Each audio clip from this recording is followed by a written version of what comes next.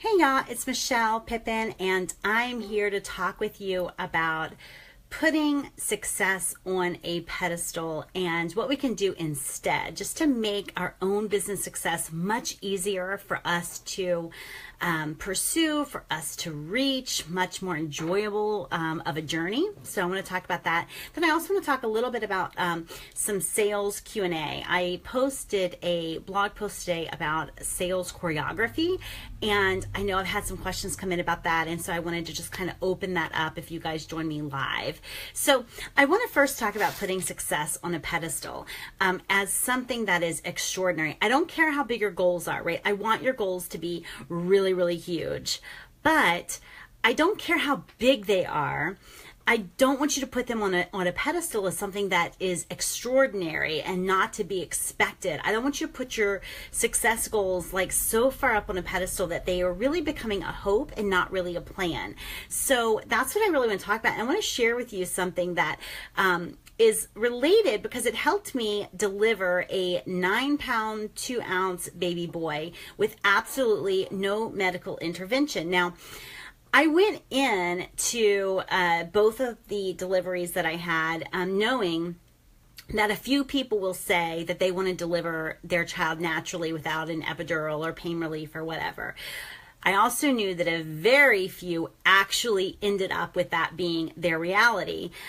Now, I don't care how you delivered your babies. Like, everybody has their own like ideal plan. My ideal plan was absolutely no medical intervention. But as I was preparing for it, it felt like very hard and very atypical. Everybody around me was saying like, oh, just try it, just try it. In other words, like before I even went into labor, they were kind of letting me off the hook. Like if I kind of quit on my goal and decided it wasn't worth it or I couldn't take the pain or whatever. And so I read this book called Birthing from Within. And it's like a total one of those like woo-woo books, honestly. But it had like several pages on kind of getting through the pain of childbirth. But there was one thing in that book that just really anchored me to my goal. And what that thing was it started talking about numbers, about how many women have a baby every day in the world and how many of these women go without medical intervention, and that these women around the globe just sort of had babies. It wasn't like some big medical deal that they did. And so it really just kind of anchored me to the thought like, okay, like I'm having a baby, I'm not dying, I'm not sick, I'm not really in need of a doctor, I'm just having a baby. And I sort of made it normal, like this is what my body was made and designed to do. And I wasn't sure actually why at the time. I know now why that had such an impact on me, because everywhere I spoke, whenever I spoke to people, what happened was they meant to be encouraging to me, but they would be like, okay, well, honey, go ahead and try it. And, a lot of girls say that, but don't be hard on yourself if you end up getting that epidural. And they would kind of like talk me out of it. And I was just so excited when I learned that there's a whole bunch of women who like just drop these babies, like swaddle them up and get back to the field working. Like that empowered me for some reason. And I know now that the reason it empowered me was because they made childbirth like normal, like a normal act. And that empowered me. And so a similar situation exists in business today, right? It's the same way a few people will say they really are after these big goals in their business, but a precious few end up creating that success for themselves, and a even smaller precious few end up creating success on their own terms. And so I want to offer you the same advice that Birthing from Within book offered me. And I want you to take it off a pedestal, like make it totally normal for you. If you want something, do not put it on a pedestal as something extraordinary or hard or reserved for, just a precious few. Like really make it simple for you. One of the things that I saw like in black and white that I don't know why I'd never considered it before, but when Rochelle Shaw was speaking at Women Who Wow in Dallas, she put up this like little slide, and it broke down the ways to get to $1 million. And one way to get to $1 million a year is to sell 1,000 people $1,000 worth of stuff. And I'm like, that's like the simplest thing ever, right? And you want to feel that way about whatever your goals are in your business. You want to take it off a pedestal. So if you want something, if you want a certain level of success monetarily, or freedom, success with your time, or if you want to make a living while you travel the world, whatever it is that you want, then we have to make it normal. We have to read about people who are doing exactly what you want to do. There are people out there. I want you to find them and read about them, spend time with them, write out whatever your desire, like write it out, not just that like I'm grateful I make whatever a month, but like it's normal for me to make X number of dollars a month. It's normal for me to have a business that allows me the freedom to be mom and wife and friend and Smalls' mom and all of that stuff that I enjoy, right? It's normal for me to do this while taking care of my body and while feeling great about myself. And it's important because I heard Kat Laterzo say something about this today, and it was, we don't really operate that often outside of what we believe as is normal. So I just want to offer that to you today because for the physical goal of the natural childbirth, it just really empowered me. And I didn't realize it then, but there's a huge important factor that we don't make our goals so extraordinary, that they don't feel so extraordinary, right? In order to reach them, eventually, we're going to have to get to a place where we think our normal self, the normal outcome of everything we do during the day will lead to that. That will be the normal outcome of what we do every day, right? We've got to get to that place, or else we will overcomplicate it. We will make it so hard. We will just make it something that was never intended to be. And I want easy. I want flow. I want alignment. I want joy and, gaps in my schedule. That's what I want, right? That's what I created my business to deliver. And so I want you to ask yourself, when you look at how you're spending your time, right? The first thing is, when you look at how you're spending time, do you think that the wild success you're after is a normal outcome for someone doing what you're doing? Right? Maybe you need to go back to what I said before and start reading from people who are really doing what you want to do, so that you can see, does my behavior line up with their behavior? Right? Sometimes there's things that, most of the time, all the time, there's something that we need to change in order to reach our goals. But also every day,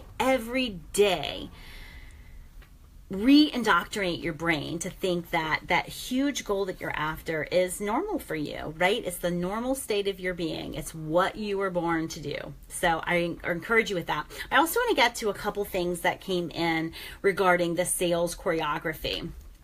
So people were writing in, and some of these people I didn't know actually, and so I don't know their business or what they sell, but if you have a question, you're on the live stream live, just type it in so I can see it. But people would say, like, where should your market find you? And a lot of people wrote in and they said, well, I'm not sure, like, that's the point. How do I know where my market should find me? And to that I say, well, you are the only one who can tell me where you're showing up and able to be found, right? That's one thing, right? Like, you've got to tell me where you're showing up so I can even assess whether it's a good place for you to show up to find your market. The other thing is, when you are looking at where your clients are coming from, where do they find you, right? Money always leaves a trail. And so if you've had even one paying client, you have at least one good place for people to find you. And so I encourage you to look back at where things have where you have found clients in the past. I also encourage you to make a list of where you hope to be found. If that list includes things like my website, right? Or my shop where I sell fancy running shoes. That's not really where you are found, right? You have to figure out, like, am I using SEO to get people to find me online? Am I using billboards to get people to find me in my shoe shop? Like, I've got to figure out, like, what they're going to see in their normal everyday life that's going to disrupt their current way of thinking and funnel them to wherever I'm hanging out. So you want to really consider, where can you be found? Like Yellow Pages, in various social media groups, at various networking groups? Are you sponsoring live events? Like, you've got to figure out where you can physically be found, because that's where you're showing up. And then you need to align that with what's working, right? And so that you can find better places to allow your market to find you. Okay. So someone said, hold on, what was that question? What comes next? So they were saying, I need, what do you mean when I say don't just stop there once they've, raised their hand to talk with you, or they visited or whatever? Don't, what I say, don't stop there, and they weren't sure what I meant. But essentially, people tend to have sort of a very, very short sales cycle. I can tell you that sales cycles in general have become longer and a little bit more complex, because we have, a lot of us, a market with kind of like burnt and bruised fingers, where they've bought something before and regretted it, right? So we have to, in some cases, elongate the sales cycle. I deliberately elongate my sales cycle simply because I do not want to present my fees way up front. Like, I want them to get to know me and get to respect my expertise, et cetera, so that I'm prepping them before I make an ask, if I'm looking at private one-on-one fees. And so my point with that is, what comes next is, we can't just have a, hey, I got to know you, let's get married right away, buy from me right away. Thank you, Kathy. I don't want to put that in your minds. That's not the goal at all. We need to be looking at our prospects as relationships, and we need to get to know them a little bit. What do they really want? We need to get to know them at least enough to prescribe an ideal solution for them, right? We've got to get to know them enough, for most of our businesses, enough to care about them, so that we want to help solve their problem. And so when you think about what I meant when I said what comes next, once people know about you and they know the problem that you solve, my question is, what comes next? What will you offer them first? Is it an introductory product? Is it a sales conversation? Is it one signature product? Is it an invite to an event? Like, we just have to know. And my point here is that far too many of us just wing it, right? We just wing it. It's like, we are talking to people, and then if they ask how to pay us money, we might get back to them, and we just can't grow really, really successful, sustainable businesses like that. We will constantly be in a feast or famine mode if we do not know the various steps in our own sales process. And no matter how small your business is, I work with a lot of solopreneurs, right? Even if it's just you, or just you and a virtual assistant somewhere, you still have a sales process, right? You may have never even defined it, which might be part of the problem, right? But you still have a sales process, and it would behoove us to kind of write it out. Like, okay, what am I expecting? Where am I expecting people to find me? Right? That's one question. Right? Where am I expecting them to find me? A lot of times I'll meet with people and I'm saying, where do you expect them to find you? They're not even there, right? And so where are you expecting them to find you, and what do you expect them to know about you or to feel about you once they know that you exist? Are you the superior option? Are you the cheaper option? Are you the faster option? Are you the option with the best kind of bedside manner? The best, I don't know. Like, you have to know what you want them to see and feel and experience once they meet you. Then you have to know what comes next. What are your sales steps? Do you immediately go to proposal, or do you, give them a chapter of your book? Whatever it is, like, we need to write it out. And then you also want to think about your offers, right? Packaging and pricing your offers. And so I didn't have any questions, I don't think, about that specifically, but that's a pretty huge part of it. So I hope this helps.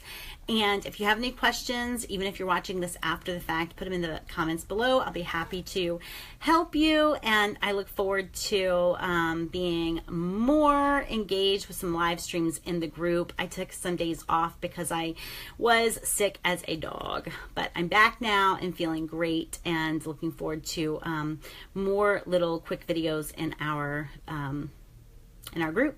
Talk with you guys soon. Any questions, put them below or PM me, and I'll get right back to you. Bye.